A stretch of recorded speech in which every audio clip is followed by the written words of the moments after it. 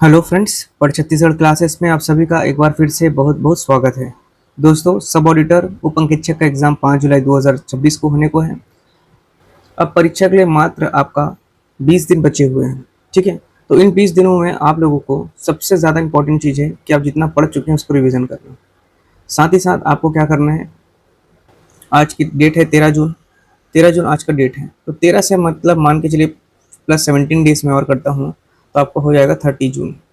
17 दिन आपको क्या करना है, नए चीज़ को पढ़ना है, लेकिन पुराने चीज़ को रिवीजन करते हुए चलना है। पुराना रिवीजन करते हुए चलिए, नया चीज़ ज़रूर से पढ़िए, लेकिन 30 जून के बाद कुछ भी चीज़ें नया नहीं पढ़ना है। मतलब 1 से लेकर के आपको 4 जून तक सिर्फ और सिर्फ रिवीजन करना है। ठीक है, रिवीजन ही आप लोगों को देखना एग्ज़ाम क्रैक कराएगा। ठीक है, आप पढ़िए अभी 15 to 70 डेज जितने हैं, 15 दिन और हैं उस महीने के, उसको पढ़िए बढ़िया से, लेकिन रिवीजन करते चलिए। और 1 से 4 जून के बीच में आपको क्या करना है, केवल रिवीजन करना है, कुछ नया नहीं पढ़ना है, कुछ भी नया नहीं पढ़ना है। ठीक है, तो आप लोगों को अभी तक मैं क्लास 9 to 10 10 क्लासेस आपको प्रोवाइड करा दिया हूँ, ये 10 है। ठीक है, तो अभी तक मैंने 10 क्लास आप लोगों को प्रोवाइड करा है, क्लास नंबर 1 से 10। इसको आप लोग ज़रूर से देखिएगा, एग्जाम में ही आपको रामबाण साबित होगा, मतलब होगा, क्योंकि जितना भी आपके इंडिया में सब ऑडिटर और ऑडिटर के एग्जाम हुए हैं उसके क्वेश्चंस को मैं इकट्ठा करके आप लोगों को यहाँ पर करा रहा हूँ।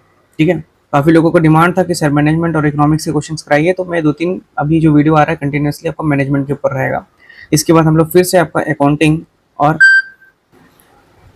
ऑडिटिंग के प्रश्न कराएंगे, क्योंकि इसका वेटेज बहुत ज़्यादा है, आप सभी जानते हैं, है ना। तो यहाँ पर ये चीज़ मैं बता रहा हूँ कि क्लासेस आपकी जो मिल रही है उसको आप लोग रेगुलर पढ़िए। जो लोग पीडीएफ बाय कर चुके हैं वो लोग रिवीजन करते चलिए पीडीएफ के माध्यम से। पीडीएफ जिनको लेना है वो मैसेज कर सकते हैं, व्हाट्सअप कर सकते हैं 8962530503। ये हमारा व्हाट्सअप नंबर है। इस नंबर पर आप लोग चाहें तो व्हाट्सअप करके पीडीएफ बाय कर सकते हैं। पीडीएफ के लिए आप व्हाट्सअप करेंगे इस नंबर पर 8962530503। ठीक है, चलिए। और साथ ही साथ मैं पीडीएफ के साथ आप लोगों को एक चीज़ और बताना चाह रहा हूँ कि वन लाइनर भी प्रोवाइड कराने का प्रयास कर रहा हूँ, जो आपके सिलेबस के अकॉर्डिंग रहेगा, जिसको आप सरसरी तौर पे पलटाएंगे एग्ज़ाम के पहले। ठीक है, तो ये भी बहुत महत्वपूर्ण होगा आप लोगों के एग्ज़ाम के लिए, है ना। चलिए, तो फिर आज के सेशन की शुरुआत करते हैं। याद रखिएगा, रिवीजन आपको करना ही है दोस्तों, बार बार मैं बोल रहा हूँ रिवीजन करते चलिएगा। ठीक है, जो लोग पीडीएफ बाय नहीं किए हैं वो लोग बार बार वीडियो देख सकते हैं, वीडियो को बार बार देखिएगा, इससे आपका रिवीजन भी हो सकता है। अदरवाइज जो लोग समय बचाना चाहते हैं अपना, वो पीडीएफ बाय कर सकते हैं। ठीक है, चलिए, पहला प्रश्न है आज का, नियोजन की प्रक्रिया का अंतिम चरण कौन सा होता है। जो आपकी प्लानिंग है उसकी प्लानिंग के प्रोसीजर में अंतिम चरण कौन सा होता है, ये प्रश्न है दोस्तों। ऑप्शन है उद्देश्यों का निर्धारण, विकल्पों का मूल्यांकन, समीक्षा या अनुवर्तन जिसे फॉलोअप के नाम से भी जाना जाता है, या फिर योजना का को लागू करना। सही उत्तर है इसका दोस्तों समीक्षा या अनुवर्तन, ऑप्शन नंबर सी। देखिए, योजना लागू करने के बाद ये देखना जरूरी है कि वह आपका सही ढंग से काम कर रहा है कि नहीं, कोई भी योजना हो, है ना। योजना को लागू करने के बाद, इम्प्लीमेंट करने के बाद ये देखना सबसे ज़्यादा इंपॉर्टेंट चीज़ होता है कि वो सही ढंग से रेगुलेट हो रहा है कि नहीं, सही तरीके से कार्य हो रहा है कि नहीं। इसे ही क्या कहते हैं, फॉलोअप, या फिर आपका क्या करना कहता है, समीक्षा, जो कि सबसे अंतिम चरण है। ठीक है, चलिए, अंतिम चरण का बात किया था, फॉलोइंग आपका नियोजन का। नेक्स्ट है, निम्नलिखित में से कौन सा नियोजन का एक दोष है। नियोजन का एक दोष है या एक लिमिटेशन है किसका, नियोजन का। ठीक है, तो पहले वाला का आंसर है जो ऑप्शन नंबर सी है दोस्तों। ऑप्शन नंबर यहाँ पे मैं सी लिख देता हूँ। ठीक है, चलिए, नेक्स्ट है ना, नियोजन का दोष या सीमा लिमिटेशन है, ये दिशा प्रदान करता है, ये एक अपव्यय को कम करता है, ये एक खर्चीला या समय लेने वाला प्रक्रिया है, या यह नवाचार को बढ़ावा देता है। सही उत्तर है, ये एक खर्चीली और समय लेने वाली प्रक्रिया है, ऑप्शन नंबर सी। ठीक है, ऑप्शन नंबर कौन सा हो जाएगा आपका, सी हो जाएगा। ठीक है, देखिए, नियोजन में डेटा इकट्ठा करना या विश्लेषण करना और बुद्धिशीलता में बहुत कम समय और पैसा खर्च होता है, जो इसकी एक सीमा भी है। ठीक है, आपको प्लानिंग में जो हम लोग डेटा इकट्ठा करते हैं, है ना, डेटा को एकत्र करते हैं, उसको एनालाइज करते हैं, और उसमें हम लोग अपनी जैसे बुद्धिशीलता में बहुत समय और पैसा खर्च होता है ना। इसकी क्या एक बाउंडेड है, ये सीमा हो जा रही है, एक दोष एक प्रकार का ये। चलिए, अगला प्रश्न देखते हैं। एकल उपयोग योजना अर्थात सिंगल यूज प्लान, इसका उदाहरण कौन सा है। एकल उपयोग योजना, सिंगल यूज प्लान का उदाहरण कौन सा है। नीति अर्थात पॉलिसी, प्रोसीजर प्रक्रिया, या फिर बजट या कार्यक्रम, या फिर नियम। सही उत्तर है दोस्तों, बजट या कार्यक्रम। एकल उपयोग योजना, ठीक है, एकल उपयोग योजना किसी विशेष या आपका अद्वितीय परिस्थिति के लिए बनाई जाती है, और काम पूरा होने पर समाप्त हो जाती है। जैसे कि 1 साल का बजट है ना, तो बजट हो गया या कोई प्रोग्राम हो गया, वो एक शॉर्ट टर्म के लिए बनाई जाती है और काम पूरा होने पर वो समाप्त हो जाता है। इसे ही बोलते हैं सिंगल यूज प्लान। ठीक है, ऑप्शन नंबर सी। चलिए नेक्स्ट क्वेश्चन देखते हैं। उद्देश्यों द्वारा प्रबंधन अर्थात मैनेजमेंट बाय ऑब्जेक्टिव्स, MBO की अवधारणा किसने दी थी? उद्देश्यों द्वारा प्रबंधन, Henri Fayol, Peter F Drucker, FW Taylor या चेटस बेनार्ड? सही उत्तर दोस्तों Peter F Drucker, option number B. Option number कौन सा हो जाएगा? इसका बी सही है। पीटर डकर के अनुसार उन्होंने अपनी एक पुस्तक लिखी थी द प्रैक्टिस ऑफ मैनेजमेंट। इसमें उन्होंने मैनेजमेंट बाय ऑब्जेक्टिव्स, MBO, एक तकनीक बताई थी। ठीक है, प्रश्न आया हुआ है इसलिए इसको करा रहा हूँ। मैंने कहा जो इंडिया में जो एग्जाम्स हुए हैं सब ऑडिटर और ऑडिटर्स के, उसके क्वेश्चंस में करा रहा हूँ। ठीक है, तो ये आप लोग ज़रूरी नहीं है कि आप इसको लर्न करें, परीक्षा में आ सकता है, इसलिए मैं इसको यहाँ पे करा रहा हूँ, है ना। पीटर एफ ड्रकर की बात कर रहा हूँ मैं। काफ़ी सारे देखिए ऐसे अवधारणा वाले बहुत सारे साइंटिस्ट और डॉक्टर्स ने बहुत सारे अवधारणा दिए हुए हैं, तो इसलिए मैं बोल रहा हूँ कि मतलब जैसे आपको याद करने में साइंटिस्ट लोगों का नाम दिक्कत हो रहा है तो आप लोग स्किप भी कर सकते हैं, बाकी एग्जाम में आया हुआ है तो आप इससे एक बार ध्यान रखेंगे कि MBO F duffer, Peter F duffer. ठीक है, संगठन में नियंत्रण का विस्तार, स्पैन ऑफ कंट्रोल, संगठन नियंत्रण का विस्तार क्या तात्पर्य है? एक संगठन में कुल कितने विभाग हैं? एक उच्च अधिकारी के अधीन कितने अधीनस्थ प्रभावी ढंग से काम करते हैं? एक कंपनी का कुल टर्नओवर कितना है? या प्रबंधन के कुल कितने स्तर होते हैं? संगठन में नियंत्रण का विस्तार की बात कर रहे हैं दोस्तों। ऑप्शन नंबर इसका बी सही है।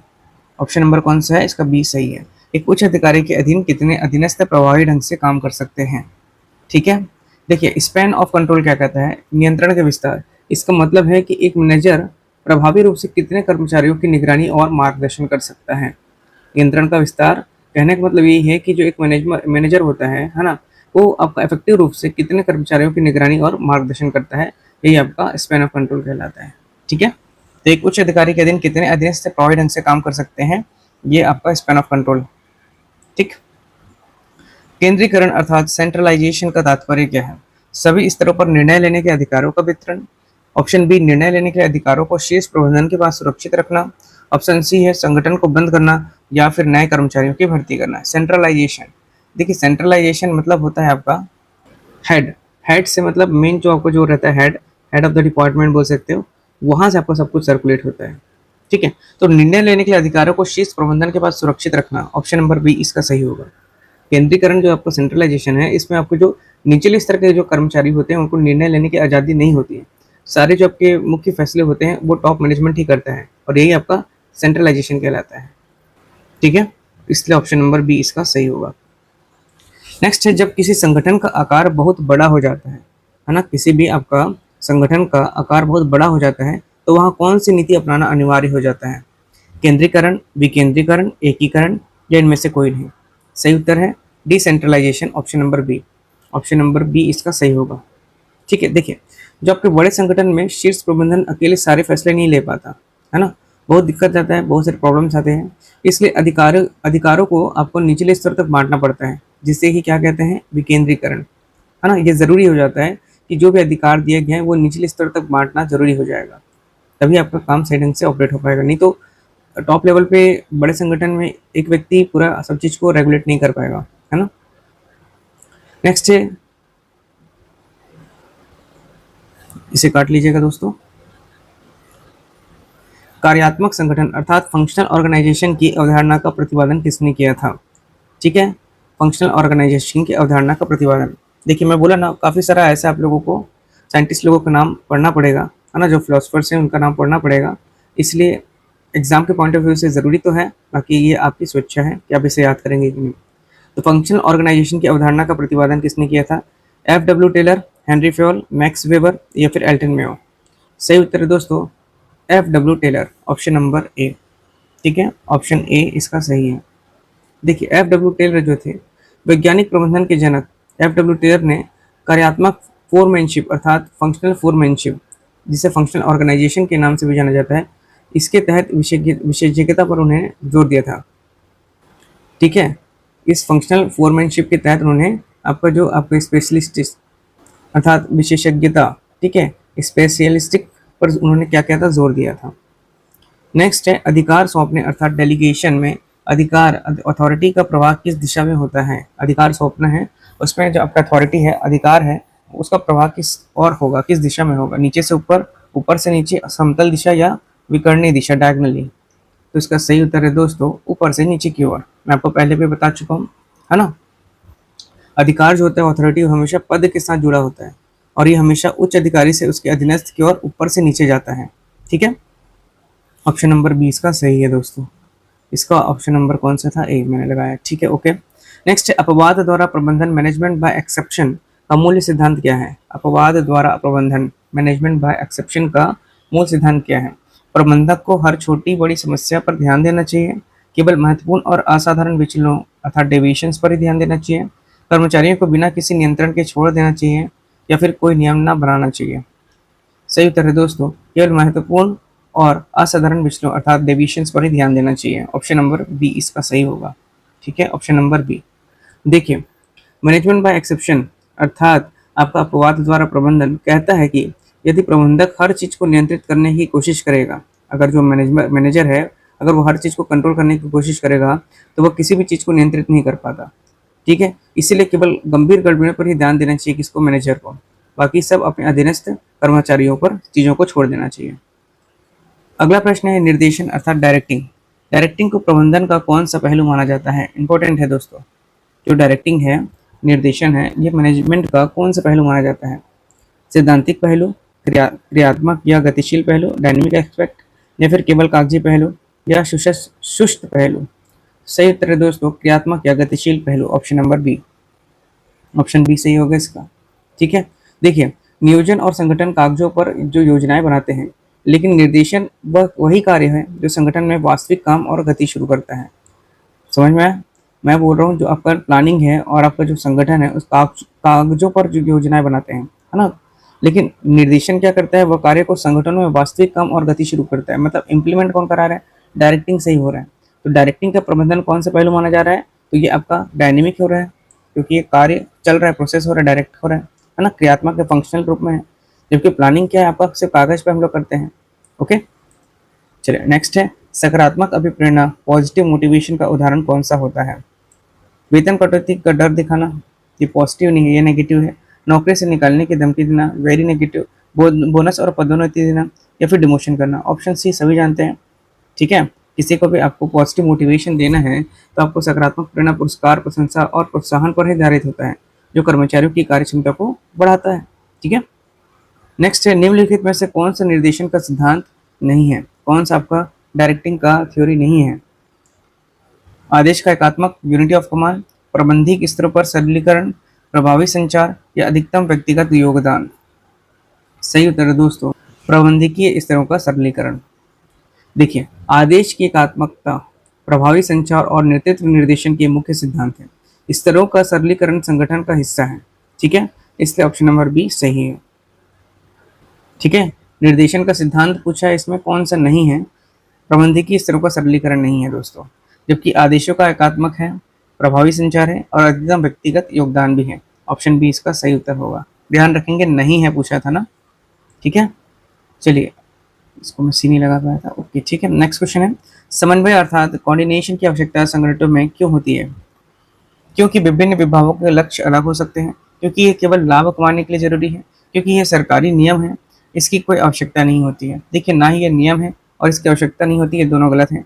ये केवल लाभ कमाने के लिए जरूरी है, ये भी गलत है। क्योंकि विभिन्न विभागों के लक्ष्य अलग हो सकते हैं, इसलिए कोऑर्डिनेशन बहुत जरूरी है। बिना कोऑर्डिनेशन के आप किसी भी कार्य को नहीं कर सकते, है ना। टीम वर्क बहुत जरूरी है, जैसे कि आपका सेल्स हो गया, प्रोडक्शन हो गया, फाइनेंस हो गया, ये सभी विभागों के हित अलग हो सकते हैं। उनके बीच टकराव रोकने और तालमेल बैठाने के लिए आपका कोऑर्डिनेशन बहुत ज़रूरी होता है। ठीक है, नेक्स्ट है समन्वय अर्थात कोऑर्डिनेशन स्थापित करने का सबसे प्रभावी माध्यम कौन सा है? सख्त सजा देना बिल्कुल गलत है। प्रभावी और निरंतर संचार, कम्युनिकेशन, ये सही है। अधिक कर्मचारियों की भर्ती, ये भी गलत है। बार बार नीतियां बदलना, ये तो और गलत है। ऑप्शन नंबर बी सही होगा दोस्तों उसका। ठीक है, ये संचार जो आपका कम्युनिकेशन है ये बहुत ही ज़रूरी है, प्रभावी और आपका निरंतर संचार, कम्युनिकेशन। यदि संगठन में सूचनाओं का आदान प्रदान स्पष्ट और सही समय पर होगा तो विभागों के बीच समन्वय अर्थात कोऑर्डिनेशन स्वतः स्थापित हो जाएगा। अगर सूचनाओं का सही आदान प्रदान होते रहेगा, स्पष्ट रहेगा, सही समय पर होगा, तो किसी से कोई प्रॉब्लम नहीं होगा, सब सभी को इक्वल आपको जानकारी एकत्रित भी होगी, है ना, इन्फॉर्मेशन, और इसीलिए एक सही रूप में टीम वर्क भी होगा और आपका कोऑर्डिनेशन भी होगा। नेक्स्ट है break even analysis. Break even analysis नियंत्रण किस प्रकार की तकनीक है? इंपॉर्टेंट है दोस्तों, ठीक है। आधुनिक तकनीक है, पारंपरिक तकनीक अर्थात ट्रेडिशनल टेक्निक है, गुणात्मक तकनीक, या इनमें से कोई नहीं?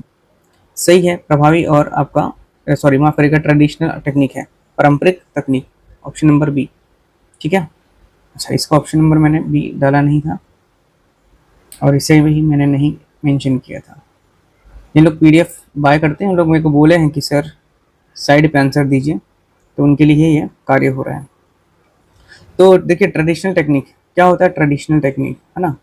पारंपरिक तकनीक जो है ब्रेक इवन एनालिसिस नियंत्रण की एक पुरानी और स्थापित पारंपरिक तकनीक है, ठीक है। ब्रेक इवन एनालिसिस क्या है? आपका पारंपरिक तकनीक है, ट्रेडिशनल टेक्निक है, याद रखेंगे, पुरानी और एक स्थापित टेक्निक है ये। पीईआरटी, पीईआरटी का पूर्ण रूप फुल फॉर्म क्या होता है? पर्ट का programme evaluation and review technique, project estimation and run time, process efficiency and resource task, और planning evaluation and rational trekking.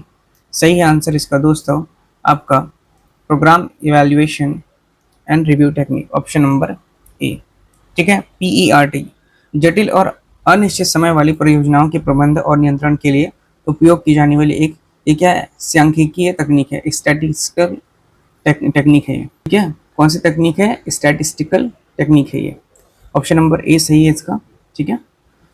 Next question है नियंत्रण प्रक्रिया में विचलन, डेविएशन का अर्थ क्या होता है? नियंत्रण प्रक्रिया में कर्मचारियों का ट्रांसफर होना, वास्तविक कार्य और तय मानकों के बीच का अंतर, बजट का बढ़ जाना, या फिर हड़ताल होना। प्रश्न है नियंत्रण प्रक्रिया में डेविएशन का होना क्या कहलाता है दोस्तों? तो डेविएशन हो रहा है वास्तविक कार्य और तय मानकों के बीच का अंतर हो रहा है। वास्तविक कार्य और जो आपका स्टैंडर्ड टाइम है उसके बीच का अंतर को ही डेविएशन कह रहे हैं, विचलन हो रहा है ये, ठीक है। आपका जो तय टारगेट है, जैसे आपका स्टैंडर्ड टारगेट दिया गया, मानक टारगेट दिया गया है, और वास्तव में जो किए गए काम जिसका वास्तविक परिणाम, इन दोनों के बीच का जो अंतर है उसे नियंत्रण की भाषा में क्या कहते हैं? डेविएशन ही कहते हैं, है ना। नियंत्रण की भाषा में क्या बोलेंगे इसको? विचलन, ओके। ऑप्शन नंबर बी इसका सही है। यदि वास्तविक उत्पादन 90 यूनिट है और मानक उत्पादन 100 यूनिट तय था तो विचलन कितना है? यदि वास्तविक उत्पादन 90 यूनिट है और मानक उत्पादन 100 यूनिट था तो विचलन कितना था? मैं भी आपको बताया, डिफरेंस निकाल लीजिए, -10। कैसे निकलता है? विचलन बराबर डेविएशन बराबर आपका हो जाता है वास्तविक कार्य, ठीक है। वास्तविक कार्य माइनस आप कर लीजिए मानक कार्य। अब मानक उत्पादन यहाँ पे 100 है और वास्तविक कार्य कितना हुआ है? 90 हुआ है। 90 माइनस आप 100 कर लीजिए, निकल के आएगा -10। यही आपका क्या है? डेविएशन है, ठीक है। ऑप्शन नंबर बी इसका सही होगा। चलिए नेक्स्ट है प्रबंधकीय निर्णय लेने में जोखिम की स्थिति, कंडीशन ऑफ रिस्क का क्या अर्थ है in decision making of management? जोखिम की स्थिति ऑप्शन हैं जब भविष्य की पूरी जानकारी उपलब्ध हो, जब कोई जानकारी उपलब्ध न हो, जब विकल्पों के परिणाम आने की संभावना ज्ञात हो, या फिर जब कोई विकल्प ना हो। सही उत्तर है दोस्तों ऑप्शन नंबर सी, जब विकल्पों के परिणाम आने की संभावना ज्ञात हो, प्रोबेबिलिटी हो उसकी, ठीक है। जोखिम की स्थिति में निर्णयकर्ता को पूरी निश्चितता नहीं होती। जब कभी कुछ जोखिम रहेगा तो जो आपका जो डिसीजन मेकर है वो पूर्ण रूप से क्या होता है? निश्चित नहीं होता किसी भी चीज़ को डिसीजन के लिए। लेकिन आपका स्टैटिस्टिकल डेटा मतलब आपका जो सांख्यिकी डेटा, इसके आधार पर परिणामों की संभावना, जैसे मान लीजिए 60% सफल होने का चांस है, इसका अनुमान लगा सकता है वो, ठीक है। ऑप्शन नंबर सी सही होगा। निर्णय लेने के लिए क्वांटिटेटिव अर्थात क्वांटिटेटिव तकनीक कौन सी है निर्णय लेने के लिए? अंतर्ज्ञान, इंट्यूशन, रेखीय प्रोग्राम, लीनियर प्रोग्रामिंग, मस्तिष्क उद्दीलन, ब्रेनस्टॉर्मिंग, या फिर अनुभव। देखिए सबसे इंपॉर्टेंट है linear programming, option number B.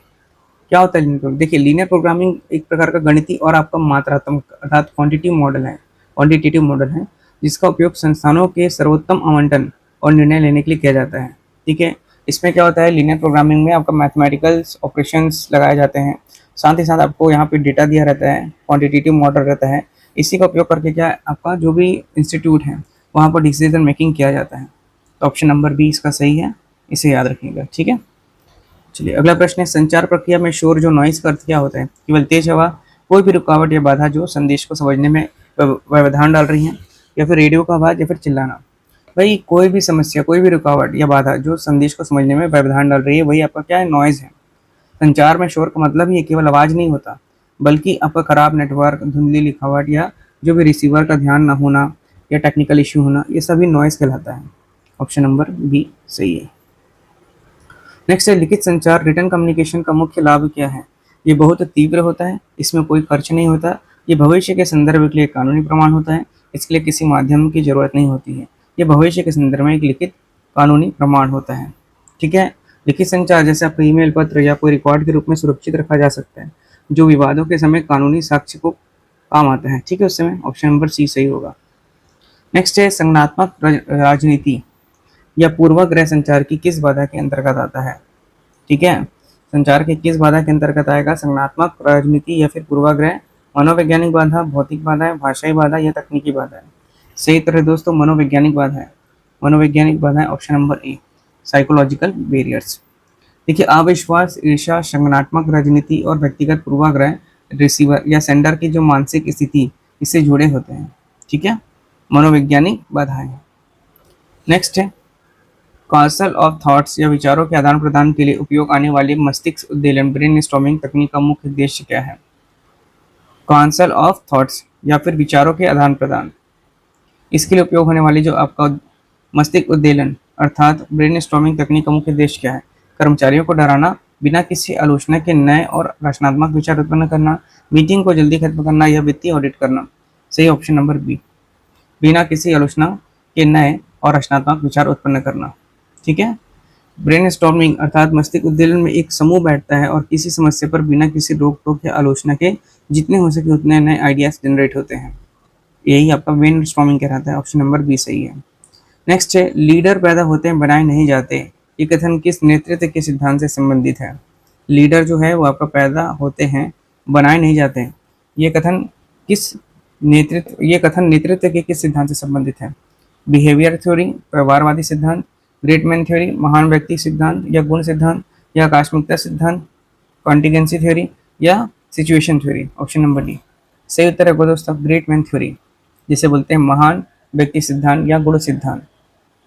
ये सबसे पुराना सिद्धांत है जो मानता है कि नेतृत्व के गुण जैसे आपका साहस, बुद्धिमत्ता जन्मजात होता है, इन्हें सिखाया नहीं जा सकता। ठीक है, ग्रेट मैन थ्योरी है ये, लीडर पैदा होते हैं बनाए नहीं जाते, ग्रेट मैन थ्योरी ये बता रहा है।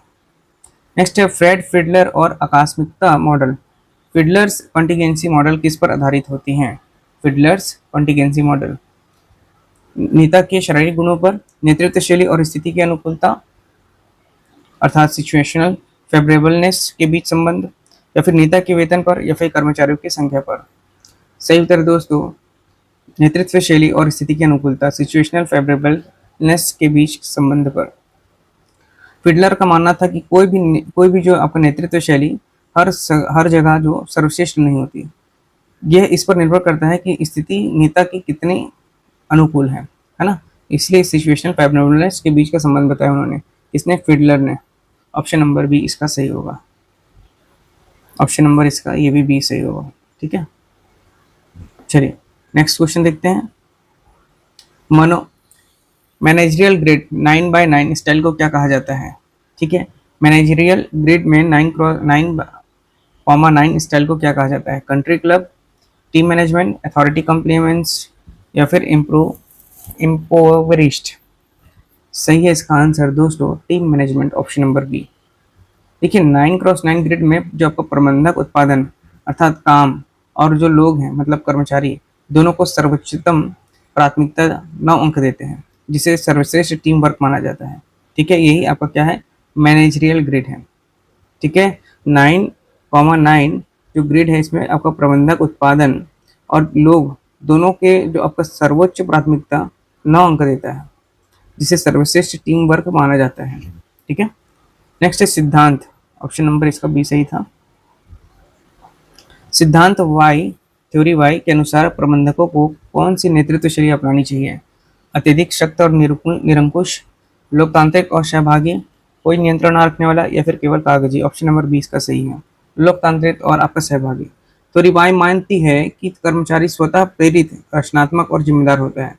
थ्योरी वाई क्या कहता है कि कर्मचारी जो है स्वतः आपका प्रेरित होगा, ठीक है, स्टिमुलेट होगा, मोटिवेट होगा, क्रिएटिविटी हो रखेगा और आपका अकाउंटेबिलिटी भी रखेगा, जिम्मेदार भी होगा। इसके लिए उनके साथ लोकतांत्रिक व्यवहार करना चाहिए, ठीक है। ऑप्शन नंबर बी सही है। नेक्स्ट है आपका क्वेश्चन नंबर आपका अगला, अभिप्रेरणा का पुनर्बलन सिद्धांत रीइंफोर्समेंट थ्योरी किसने दिया था? Skinner, Abraham Maslow, Fred Fiedler या पीटर डार्क? ऑप्शन नंबर इसका ए सही है, स्किनर का, ठीक है। स्किनर का पुनर्बल सिद्धांत कहता है कि अतीत के अच्छे परिणाम वाले व्यवहार को दोहराया जाता है और नकारात्मकता परिणाम वाले व्यवहार को छोड़ दिया जाता है। ऑप्शन नंबर ए सही है, स्किनर, ठीक है। स्किनर का पुनर्बल सिद्धांत क्या कहता है कि अतीत के जो अच्छे परिणाम वाले व्यवहार को दोहराया जाता है और जो नेगेटिविटी रिजल्ट दे रहे हैं उसको छोड़ दिया जाता है। विलियम ओची द्वारा प्रतिपादित अभिप्रेरणा का सिद्धांत कौन सा है? सिद्धांत एक्स, वाई, जेड या फिर ईआरजी थ्योरी? थ्योरी जेड इनका सिद्धांत दिया गया था। 1981 में ये आपके जो विलियम ओची ने अमेरिकी और जापानी जो आपके प्रबंधकीय शैली जो है, मैनेजमेंट जो आपका स्किल है, उसका मिश्रण प्रस्तुत किया था। किसने? आपका विलियम ओची ने अमेरिकन और जापान के प्रबंधकीय शैलियों का मिश्रण प्रस्तुत किया था इन्होंने। इनकी पुस्तक कौन सी थी? आपका थ्योरी जेड, पुस्तक का नाम भी था क्या आपका? Theory Z. नेक्स्ट है सिद्धांत जेड मुख्य रूप से किस देश की प्रबंधकीय संस्कृति और प्रथाओं पर आधारित है? अमेरिका, जापान, भारत या जर्मनी? तो सही उत्तर है दोस्तों, मुख्य रूप से बोला है इसमें, तो मुख्य रूप से इसमें जापान था। थ्योरी जेड जापानी कंपनियों के काम करने के तरीके जैसे आजीवन रोजगार, सामूहिक निर्णय पर गहराई से आधारित थी, ठीक है, याद रखेंगे इसे। नेक्स्ट है मेस्लो के आवश्यकता पदानुक्रम को संशोधित करके ईआरजी सिद्धांत एग्जिस्टेंस, रिलेटेडनेस या ग्रोथ किसने विकसित किया था? क्लेटन, एल्डफेरर, डेविड मैक्लीलैंड, विक्टर वूम या हर्जबर्ग? सही है क्लेटन एल्डफेरर, ऑप्शन नंबर ए इसका सही है। अच्छा, इसका ऑप्शन नंबर बी सही था, इससे पहले वाला ऑप्शन नंबर सी सही था, ठीक है। ये हो गया आपका डेविड मैक्लीलैंड की हाँ, कहाँ पर था मैं इस क्वेश्चन में? मेस्लो की आवश्यकता पदानुक्रम को संशोधित करके ईआरजी अर्थात एग्जिस्टेंस, रिलेटेडनेस, ग्रोथ किसने विकसित किया था? आपका क्लेटन एल्डरफेरर, क्लेटन एल्डरफेरर ने, ठीक है। क्या बोला था उन्होंने? देखिए, एल्डरफेरर ने मेस्लो की 5 जरूरतें को छोटा करके 3 श्रेणी में बदला था। वो थे आपके एग्जिस्टेंस, जिसको अस्तित्व बोलते हैं, रिलेटेडनेस संबंधिता, और ग्रोथ विकास, ठीक है।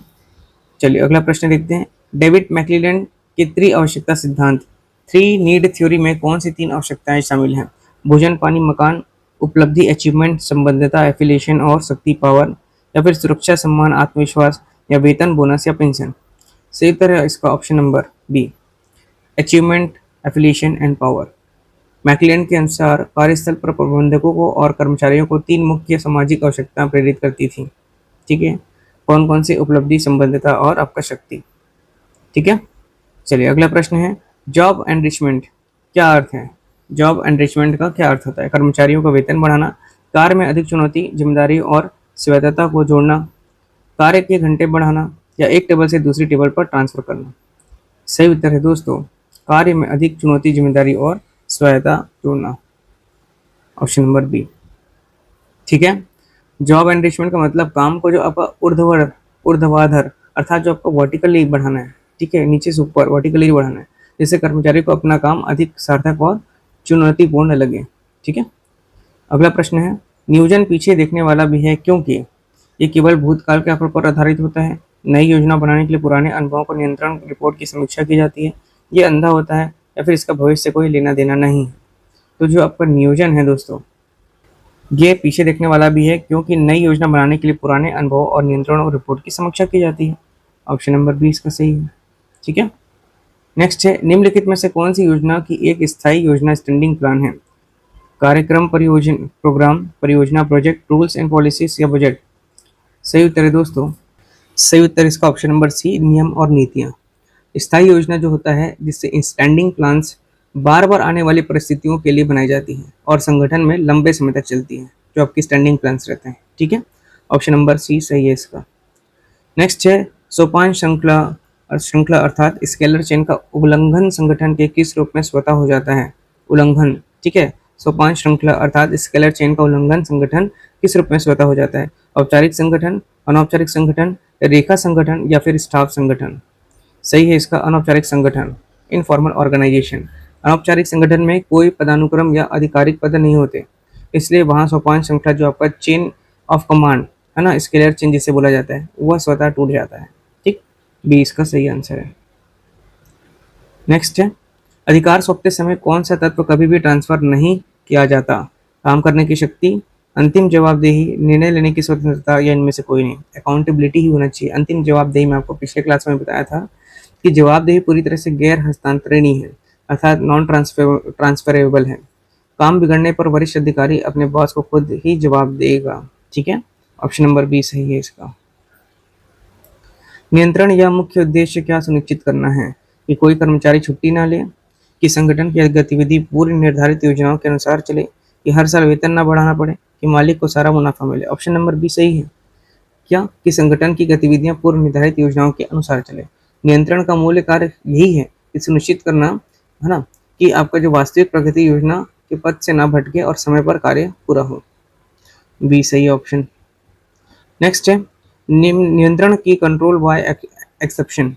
नियंत्रण की कंट्रोल बाय एक्सेप्शन तकनीक प्रबंधनों को क्या से बचाती है? केवल पैसा से, मूल्यवान समय और प्रयास से, टैक्स से या कच्चे माल की बर्बादी से? सही उत्तर है दोस्तों आपका मूल्यवान समय और प्रयास से।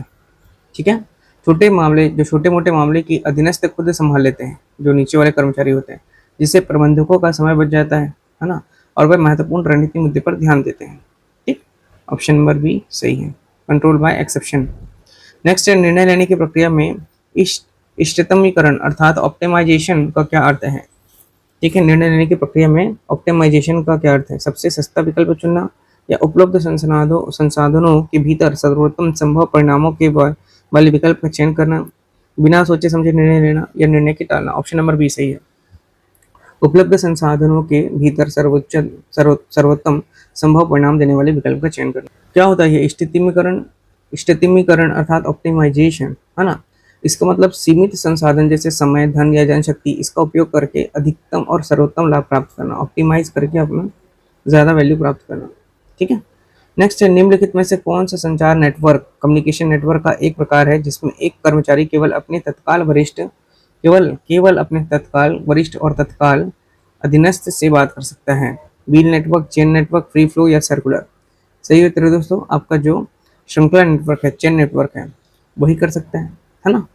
चेन ऐसे कंटिन्यूसली बनी हुई है, तो ये अपने अधीनस्थ मतलब अधिकारी से बात करेगा या अपने अधीनस्थ नीचे कर्मचारी से बात करेगा, है ना, वरिष्ठ से।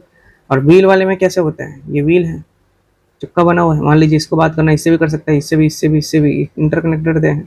फ्री फ्लो भी है, किसी से भी कहीं भी जाके बात कर सकता है। और सर्कुलर वाले जो रहते हैं वो भी चक्का में ऐसे ऐसे ऐसे ऐसे ऐसे ऐसे ऐसे, तो ये कभी इससे भी बात कर सकता है, इससे भी कर सकता है, इससे भी कर सकता है। तो एक प्रकार का व्हील के जैसे ही चक्का वाला भी है। तो चेन वाले में क्या करता है? सिर्फ और सिर्फ केवल आपका तत्काल वरिष्ठ और तत्काल अधीनस्थ से करेगा।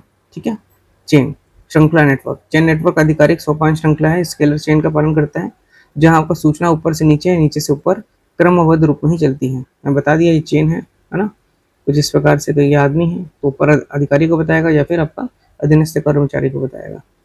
ऑप्शन नंबर बी इसका सही होगा। चलिए ठीक है, नेक्स्ट है शारीरिक भाषा। अगला प्रश्न है, शारीरिक भाषा बॉडी लैंग्वेज और चेहरे के हाव भाव संचार के किस प्रकार के अंतर्गत आते हैं? मौखिक संचार, लिखित संचार, नॉन वर्बल कम्युनिकेशन या औपचारिक संचार? सही उत्तर है दोस्तों अशाब्दिक संचार अर्थात नॉन वर्बल कम्युनिकेशन। बिना शब्दों या भाषा के केवल शरीर के अंगों के संचालन, आंखों के संपर्क और चेहरे के भाव से बात कहने को अशाब्दिक संचार कहते हैं। ठीक है, आपको बिना शब्द या भाषा के केवल शरीर के अंगों से संचालन करना है, एक्सप्रेशन देना है, या आंखों से संपर्क या चेहरे के भाव से बात कहने को ही अशाब्दिक संचार कहते हैं। ऑप्शन नंबर सी सही होगा।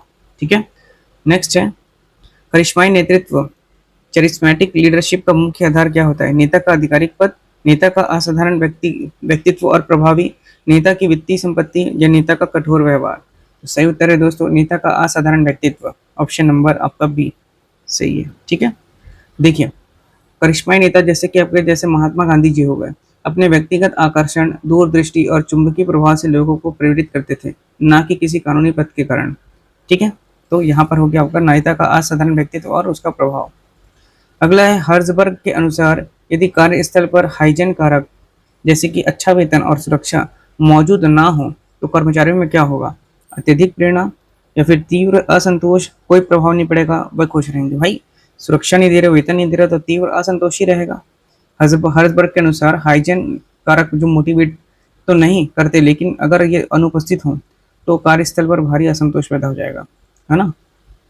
चलिए नेक्स्ट है managerial grade 19 style country club management का क्या अर्थ होता है। 9/9 का तो मैं आपको बता दिया।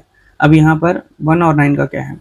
उत्पादन पर अधिकतम ध्यान और लोगों पर न्यूनतम ध्यान, लोगों की जरूरतों पर अधिकतम ध्यान या फिर उत्पादन पर कम ध्यान, दोनों पर बराबर और अधिकतम ध्यान, या दोनों पर बिल्कुल ध्यान न देना। देखिए इसका सही उत्तर है लोगों की जरूरतों पर अधिकतम ध्यान देना और उत्पादन पर कम, ऑप्शन नंबर बी। ठीक।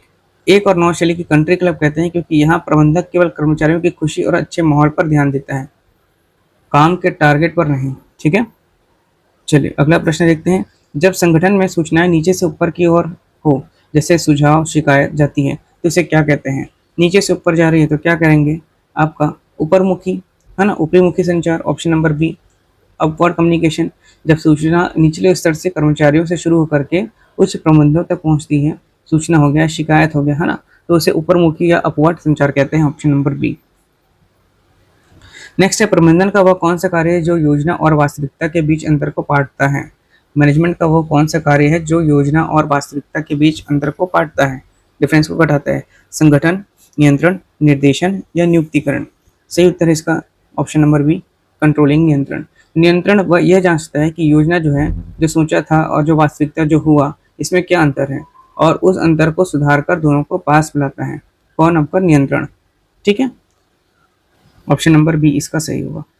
नेक्स्ट है समन्वयन प्रबंधन का पहला या आखिरी कार्य नहीं है, बल्कि ये इसकी आत्मा है। ये कथन दर्शाता है कि समन्वय एक अनावश्यक बोझ है, सभी प्रबंधकीय कार्यों को अंतर्निहित इनहेरेंट है, केवल निचले स्तर के लिए या वैकल्पिक है, ऑप्शन नंबर बी सही होगा। सभी प्रबंधकीय कार्यों में अंतर्निहित इनहेरेंट है। समन्वय कोई अलग से किया जाने वाला काम नहीं, बल्कि ये नियोजन से लेकर के नियंत्रण तक सभी कार्यों को आपस में जोड़ने वाली अदृश्य शक्ति का आत्मा है। ठीक है, चलिए तो आज का सेशन यहीं पर समाप्त करते हैं दोस्तों। उम्मीद करता हूँ ये वीडियो पसंद आया होगा। यदि वीडियो पसंद आए तो लाइक ज़रूर से करें दोस्तों। जो लोग चैनल सब्सक्राइब नहीं करें हैं वो सब्सक्राइब कर लें। जिन्हें भी निःशुल्क कोचिंग प्राप्त करनी है सभी सब्जेक्ट्स की, ना केवल अभी सब ऑडिटर की बात कर रहा हूँ, बल्कि आपको मैथ्स पढ़ना हो, साइंस पढ़ना हो, या आपको GS पढ़ना हो, या छत्तीसगढ़ पढ़ना हो, CDP पढ़ना हो, सभी चीज़ की यहाँ पे निःशुल्क तैयारी कराई जा रही है। यहाँ तक लैंग्वेज भी आपको शुरू करवाया जाएगा कल से। ठीक है, तो बने रहे चैनल पर दोस्तों। और सब ऑडिटर वाले जितने भी मित्र लोग हैं, जितने भी अभ्यर्थी हैं, सभी बढ़िया से रिवीजन करते रहें, है ना। और मैं बता चुका हूँ, जो लोग PDF लेना चाहते हैं, व्हाट्सअप नंबर हम बता चुके हैं आपको 8962530503। इस पर आप लोग व्हाट्सअप कर सकते हैं, PDF प्राप्त कर सकते हैं। आप लोग को लगभग 20+ PDF प्रोवाइड कराया जाएगा क्लासेस के अनुसार, और साथ ही साथ 1 लाइनर भी आप लोगों के लिए तैयार किया जा रहा है, जो परीक्षा के लिए बहुत ही कारगर साबित होगा। ठीक है, तो मिलते हैं अगले वीडियो में। जय हिंद, जय भारत, जय छत्तीसगढ़, धन्यवाद।